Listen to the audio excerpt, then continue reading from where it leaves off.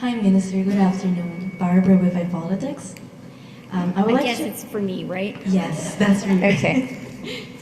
I would like to ask you about immigration policies.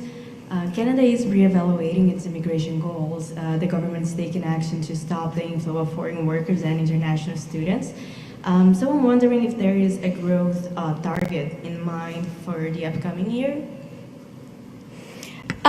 So thank you very much for the question, Barbara. And I actually want to start by emphasizing how exceptional Canada is as a country in the way that we welcome new Canadians. We recognize all that new Canadians bring to our country, make our country more diverse, help with economic growth, make huge contributions. And really, as a country, as a society, one of the really extraordinary things about Canada is we welcome immigrants. We see them as new Canadians who have so much to offer and so much to contribute.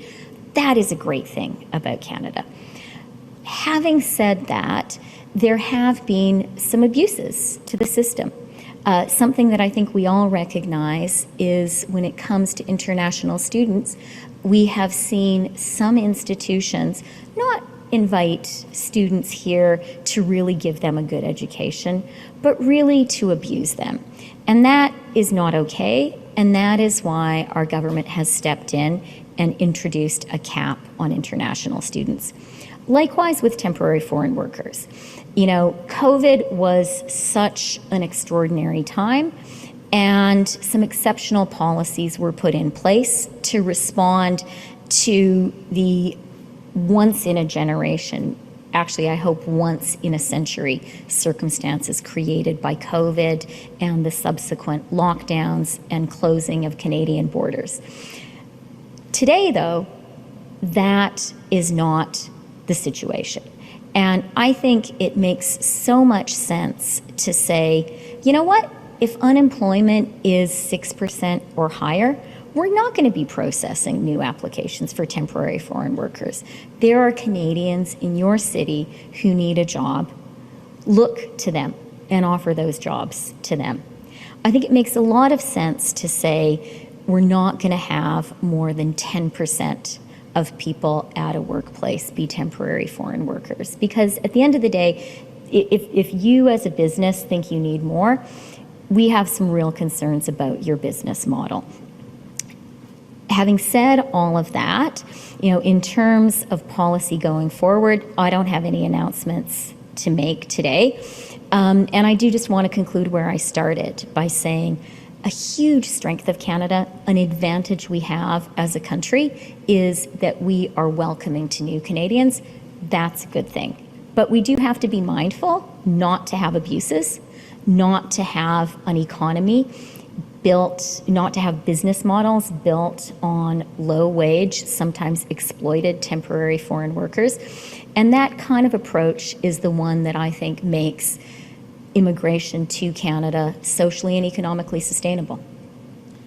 Minister, my second question is, Pierre Poilievre says he will tie population growth to housing, healthcare, and jobs, suggesting there should be a big cut to immigration. What do you say to that? I'm going to say a couple things. First of all, I do think it is really important for us as Canadians to recognize what a fundamental strength it is for us as a country that we welcome new Canadians. And we are good at welcoming new Canadians, and that is such a strength for us. It's a social strength, it's an economic strength. It's also the case, as our government has recognized, that there have been ways in which the system has been abused. There have been ways in which some of the modifications put in place to deal with the extraordinary circumstances around COVID are not appropriate today. And that's why our government has introduced a cap on the number of temporary residents That's why our government has introduced a cap on international students. And that's why on Monday, the Prime Minister announced changes, restrictions to the temporary foreign worker program. Because frankly, you know, if you're in a city where unemployment is more than 6%, we want you to go out and hire Canadians. But I just want to conclude by reminding people of the fundamental hypocrisy at the heart of what we have been hearing from the Conservative leader today. Basically, his problem is that there is good economic news for Canadians right now.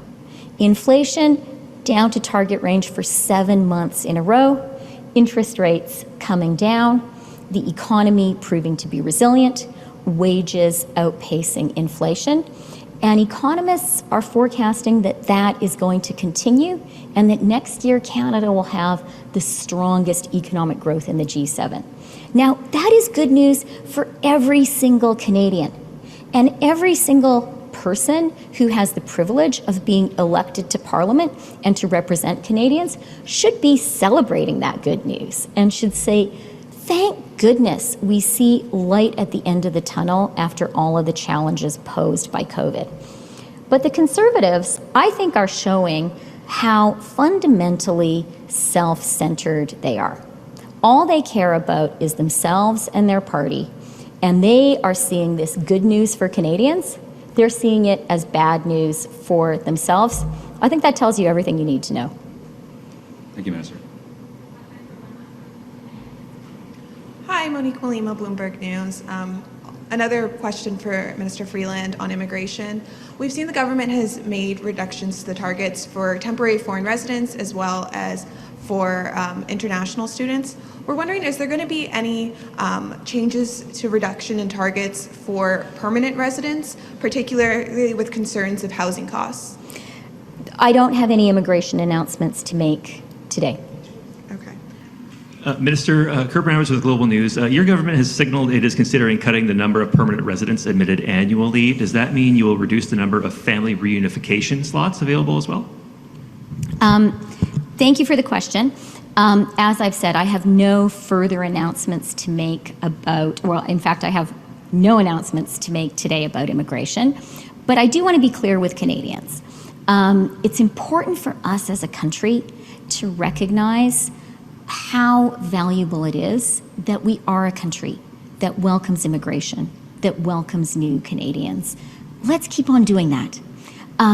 It's also really important for us as a government to recognize some of the measures that were put in place during the extraordinary circumstances of COVID are not appropriate today. And that's why it has been so important to act decisively and to end those measures, particularly when it comes to international students, to temporary foreign workers, especially low-wage temporary foreign workers, and to put a cap on temporary residents. Those are all the right things to do.